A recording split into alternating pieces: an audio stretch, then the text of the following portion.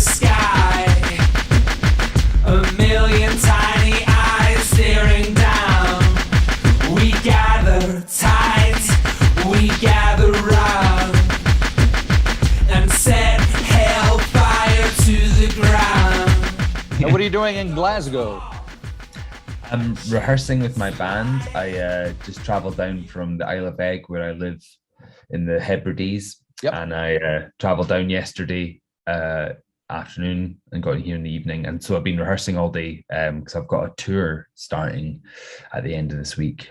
Cool. Sounds like fun. Yeah, need to rehearse. Yeah. Okay. So it is pronounced the Isle of Eigg. That's right. Yes. Okay. I was, because you threw that I in there and I wasn't quite sure, and then with the accent and all that, it could be anything. So it does get a few interesting pronunciations. What else can you say? Well, a lot of folk are like, it's funny because you'll get a lot of American tourists who come over who'll be like, yeah, I got a lot of relatives who are from the Isle of Eigg, and I got a lot of relatives in Edinburgh. You're like, well, hold on. It's not the same thing. There's like 100 people on the island, right? 100 people, yeah. 111 apparently at the last count. All right, very cool. Are you familiar with Stewart Island in New Zealand? You know what? I am not. I'm very ignorant. Directly south of the South Island, there's a little island. It's also part of New Zealand called Stewart Island, and 440 people live on that one. It's like the closest place to Antarctica you can live, I think. Oh, wow. Have you been there? No, but my daughter goes all the time because a friend of hers is one of the 440. So she goes and visits her all the time. Holy smokes. Holy smokes. Wow. That sounds, well, this is it. On a community like that, you get to know everyone pretty quick. Exactly. One pub and no waiting. So what's life like on the Isle of Eigg? What's life like on Eigg? It's amazing. It's it's really beautiful. It's a very remote island. It takes about an hour and 15 minutes to get there on a ferry from the mainland. Right. And Isle of Eigg is just, it's a really lovely community. It's community owned. It had been previously owned by a laird, which is a Scottish word for a lord. Right. Of course. The community all gathered together, and 25 years ago, it's celebrating the 25th anniversary of its community ownership this year. And it's an amazing group of people, a lot of folks who just who lived there, who, for a number of different reasons. There's a whole bunch of families who have been there for a few generations, and there's also families there who've just moved because they didn't want to live on the mainland for whatever reason. Gotcha. So you get all sorts, yeah. And so that leads us to the title of the album, which is called Island Family, which now you are one of, I assume. I am, yes. It's the whole album's kind of about me kind of coming to terms with the fact that I consider myself as a person who's from Eigg, an island dweller. It's taken me 12 years to come to terms with that. Have you been living on the island that long? For 12 years, yeah. Right. I visited 12 years ago, and then just decided that I didn't ever need to leave. And actually, that's kind of a lot of other people's story. Right. Of those people who live on Eigg. They go there to visit. A lot of people go there to volunteer or just on a holiday or whatever, and then realize that there's not any good reason for them not to live there. That's what happened to me. And you have kids, right? So there must be schools and stuff, or some kind of a school at least that there is a school. There's a primary school, currently has 6 children in it across all the primaries. So there's a couple of teachers who teach all 6 children in that school. And actually having children, I've got 2 kids, and the becoming a parent and living on the island, suddenly there was a sense of attachment and a sense of belonging that kind of came with that. I've got 2 children now who are born on Eigg, and right. So for that, are they reason, called eggsters or? There's a Gaelic word, the Scottish native language, which is eggach, I think. Okay, that's cool. But I don't think, I never feel qualified enough to use that word myself. Okay. So when you emerge from your egg and you're back in the mainland like you are now, how does that feel to you? Does the world look differently now from egg?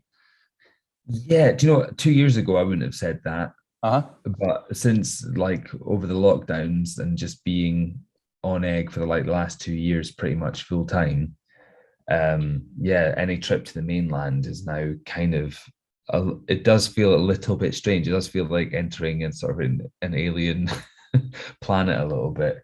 But then the world has just completely changed, hasn't it? And the sort of sense of what, normality is completely shifted. And actually life on egg itself hasn't changed in such a dramatic way, it feels. So that my life on egg now feels more normal. Were there any COVID cases on egg? There has been recently. We managed to avoid it for like the whole first year and a half, in fact, almost 2 years. And then, the end of last year, funnily enough, I went off to London to do a show. And whilst I was away, there's a group email, there's a Gmail group thing that gets passed around all the islanders. And COVID had hit egg whilst I was away. And I was like, holy smokes. At least you weren't responsible for it. No, exactly. Although, ironically enough, I went back to egg and I ended up, I carried COVID, a different strain of it from London. Oh, no. But we all survived. Everyone's fine. Excellent. Very good. So tell me about the making of the record and kind of the mindset, because it's obviously influenced by the fact that egg is now your place of your home, and you feel one of them these days. Yeah, the album, it came about. I spent all of 2020 kind of not doing any music and just feeling a bit like looking after the kids and just a bit separate from everything. And then when 2021 struck, I suddenly had this realization that I needed to actually remind myself that I am meant to be doing music. So I locked myself away in one of the wee cabins on egg for a week. So it wasn't particularly far away from my family, but I was alone with my sampler and drum machine and Casio keyboard and a bass guitar. And I just decided, right, I need to actually concentrate and make some new music. And I went into the album recording process thinking I was going to be making I didn't know what I was thinking I was going to make, but I had this idea of making a record that was going to be a kind of tongue-in-cheek love song to egg as an island. Because the one thing I get asked a lot is about how the island influences my songwriting. Sure. And it's the one thing I don't really write about, or have never really written about. I've never really written songs about nature or my surroundings. Right, because you wouldn't say this is like a bucolic, idyllic, naturey kind of folk music. It's anything but. No, exactly. Although I kind of went into it thinking like, oh, maybe I should just pretend to write a folk record or something weird. And then, of course, it didn't turn out like that. But in the sort of process of trying to force myself to write about my surroundings and my new relationship with nature, for lack of a better phrase, I came to some sort of, it was a very cathartic process. I kind of just came to this sort of sense of belonging to the island. I think one thing I'd noticed over the course of the lockdowns that had happened was that the changing of the seasons and how egg and evolved basically and regenerated through the seasons. Because normally when I'm touring, or I would be on the island and then I'd go away for a number of weeks or months, and then I'd come back and the island would be completely different. I say to people that it would look like the island had a different haircut each time. It would be have a different stylistic look. So actually through the lockdowns I got to live through those experiences and kind of live through the regeneration of egg and notice things reoccurring and stuff. And that definitely fed into the writing of the record and my appreciation of my surroundings and just a sense of feeling lucky to be part of this community. And So all of the sounds that we hear on the record, are they all made by you? Almost all of them. It's myself and my friend Rob Jones, who's the producer. He's Okay. based down in the south of England, but I recorded a whole bunch of stuff in this little bothy little cottage on Egg on my little 8-track machine. I tend not to write any of my music on laptops or anything like that because I get too distracted. So emails are coming in and videos to look at. Well, Yeah, this is it. So yeah, do everything on a little 8-track machine, and took those files down to Rob, and he made them sound nice. Or as nice as they could, and we sort of fleshed them out a bit with some nicely recorded drums and some nicely recorded guitars and stuff. But yeah, there's a lot of just gnarly playing of me mucking around with my sampler and drum machine on Egg. And I'm really proud of this record for that, because Rob was quite insistent that we keep a lot of the ideas that were just sort of scrappy demo ideas and sort of retain the sort of energy of those and keep them within the record itself. Right. So you refer to your gnarly sound, and the sound on your record is very different than most records, I have to say. And I see that you're I've read that you're influenced by like Mercury Rev and some of those kind of neo-psycho bands from the 90s and stuff. So tell me what you're thinking of when you've got the song and you're turning it into what we hear on the record. Oh, well, I mean, the songwriting process is so it's like a jigsaw puzzle with me, because I kind of usually I'll just find a specific sound or even a specific lyric, and I'll just get that. I'll try and just get a recording of that, whatever form that takes. So for example, the song Natural Successor features a 2-note bass riff that was me just playing my bass guitar through a sampler, and then a drum with a drum loop going around, like a really simple drum loop going around.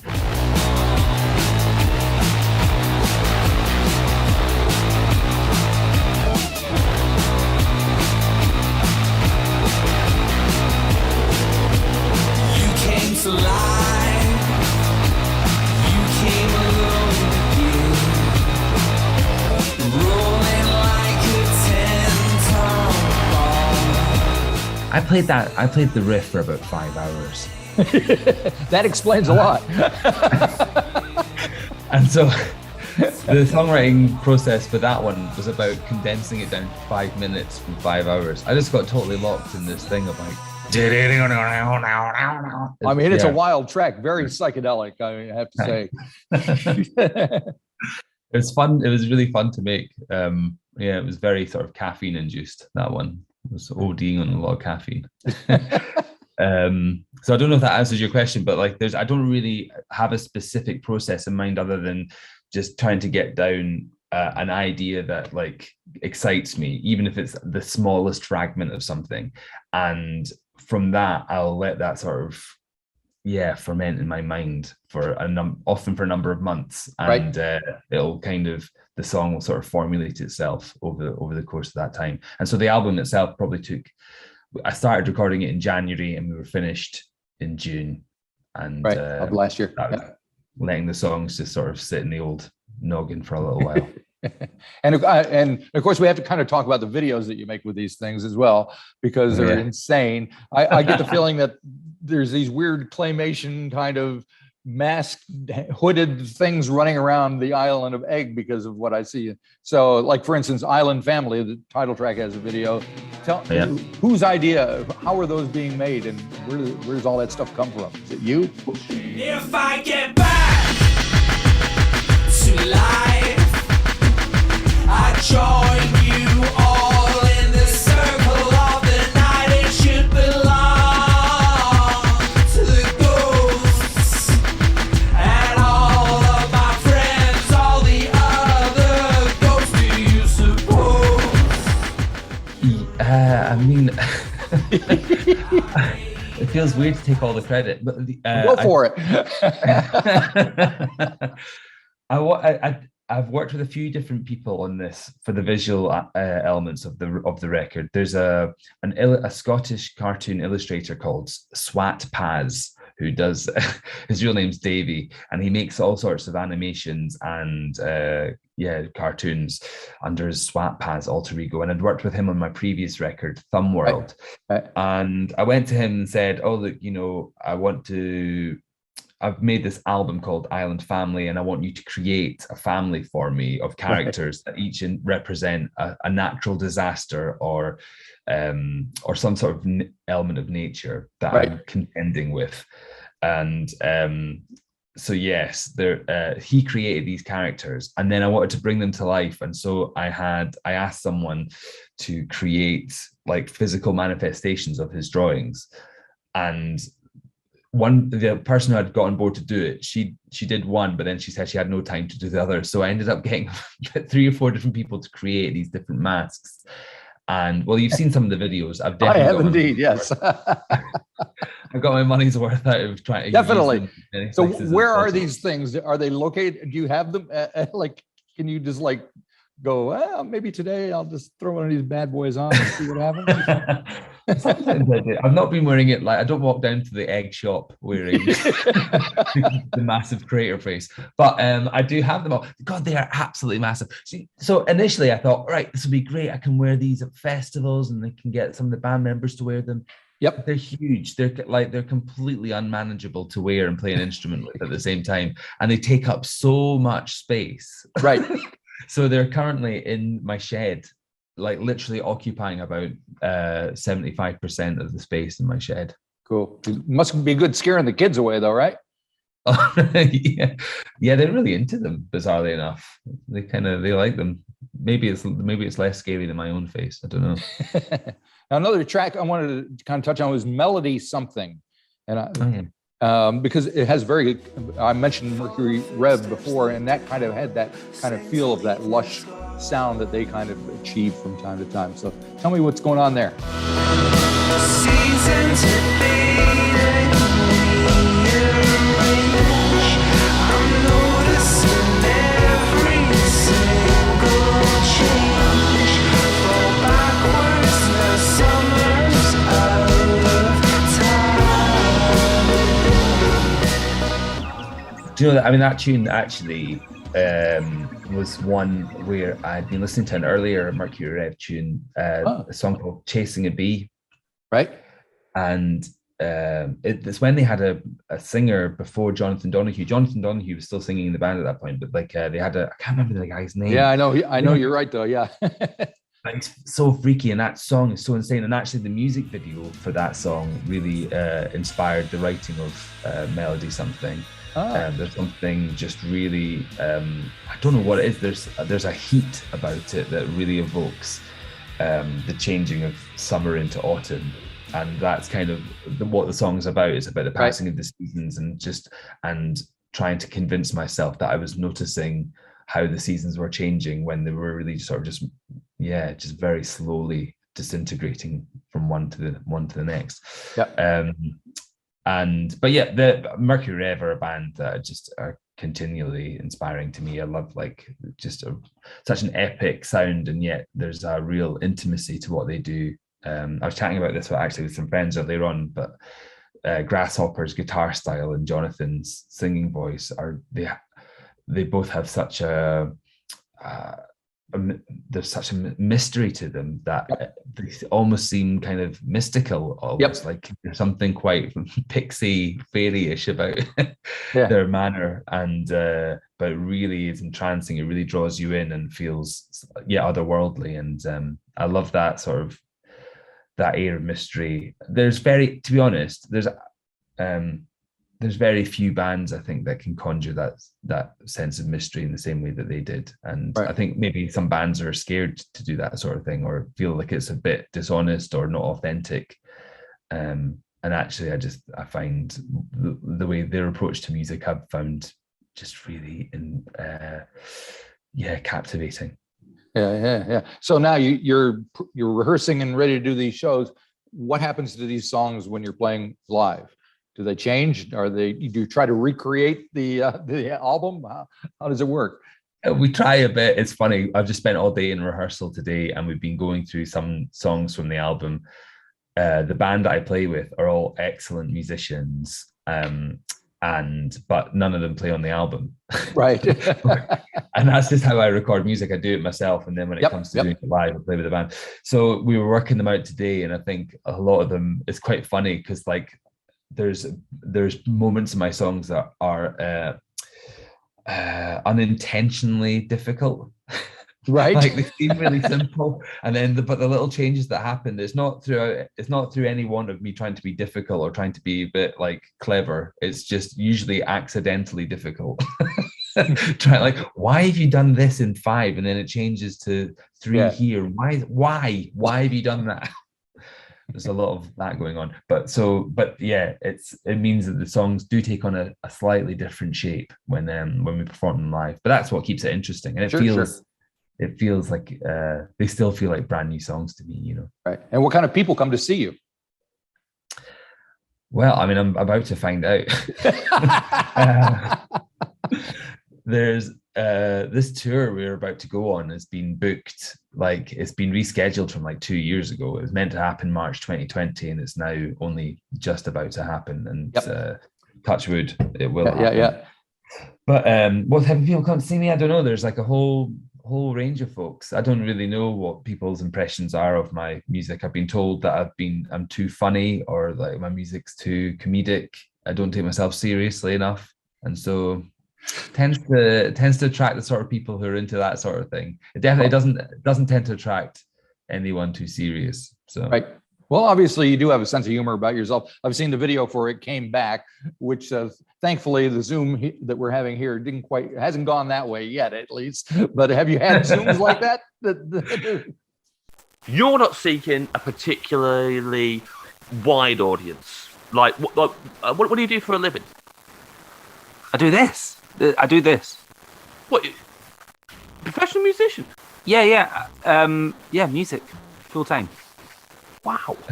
I mean, thankfully, I seem to avoid Zooms for up until like middle of last year. It's only like in the last 6 months or so I've had to slowly catch up. But that's a fun video. That I should say, I didn't really get to say earlier on that all the music videos that have been created for this album campaign have been done by this amazing Bristol-based director called Sam Wisternoff.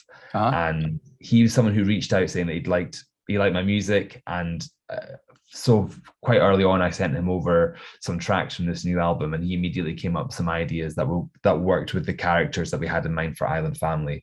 And it's been such a great relationship with him that he's done all the videos for this album campaign. And in fact, he's just sent me an email this evening saying he's done like, I've got a file that's 27 gigabytes of visuals for your tour. So it's been a very fruitful relationship, and Sam Wisternoff, absolutely amazing, an amazing artist, really great.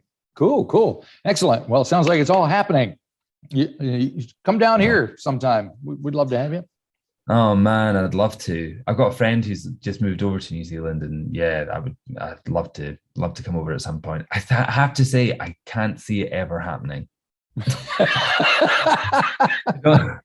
don't think it'll ever happen. I'd love it. You know, the label I'm on, Fire Records, are very ambitious. They're very like, we should get you playing South by Southwest. We should get you playing in America. I'm like, guys, come on, it's not going to happen. It's not. It's never going to happen. I'm quite happy, like, you know, playing to the audience that I get to play to within the small towns within the UK. Right. But yeah. All righty, very good. We'll just have to watch these wacky videos of yours and deal with that. Come to Egg. Come to Egg, yeah, right. We'll double the population. All right. Well, have a good time. It's St. Patrick's Day, so what's St. Patrick's Day like in Scotland? Is it a thing? Oh yeah, they celebrate it. Okay, no, actually, it hadn't struck me that was happening, and I'm in Glasgow during the week of St. Patrick's. It's going to be messy. Yeah, it's going to be ugly. It gets ugly everywhere. That's what it's all about. All right. Thank you very much. Have a great day. Nice talking to you. Cheers, Bye-bye. Listen, bye.